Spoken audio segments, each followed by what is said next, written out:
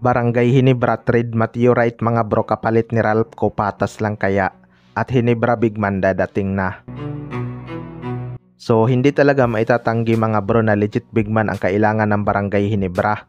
Maraming ang natuwa noong nakuha nila si Norbert Torres, pero hindi nga ito ganun kalakas pagdating sa ilalim.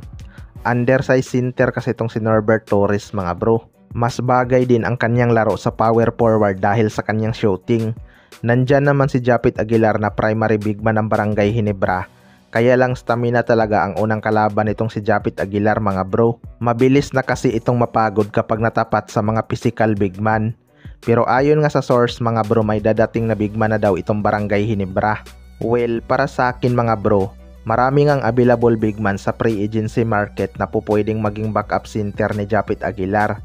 Una talaga sa listahan dyan si Greg Slaughter. Itong Barangay Hinebra na lang talaga ang hinihintay nilang mag-request ng trade. Hindi kasi kayang ibigay ng Titan Ultra ang mga gustong package ni Greg Slaughter sa kanyang sahod. Pero kung nasa SMC management ka ito, makukuha talaga ni Greg ang kanyang gusto. Lalo na kung magiging malaking impact pa siya sa team. Iniisip pa siguro ng Barangay Hinebra kung worth it pa ba magbitaw ng player sa kanilang lineup para kay Greg Slaughter dahil syempre may edad na to. Sa kabilang banda naman mga bro, Barangay Hinebra trade meteorite kapalit ni Ralph ko, patas lang kaya? Ito ngang si meteorite ay gusto nang magsettle sa Pilipinas mga bro upang alagaan ang kanyang ina. Balak na nga nitong bumalik sa PBA dahil bukas pa naman ang liga para sa kanya.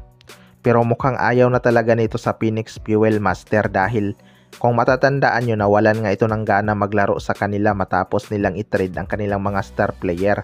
Sa kagustuhan ni meteorite na magkampiyon, mas pinili niya na lang lumipat ng Japan B-League.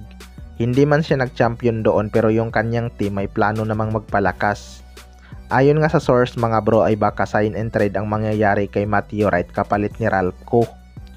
Well, para sa akin mga bro, patas lang naman ang trade na yan. Pareho nga silang shooter, ang pagkakaiba lang pwedeng ang pang sentro tong si Ralph ko kapag nag small ball line up sila. Mas mabuti na ring may makukuha ang Phoenix Fuel Master kaysa naman aalis si meteorite sa kanila na walang makukuha. Pareho ngang magbe-benefits ang Barangay Hinebra at Phoenix Fuel Master.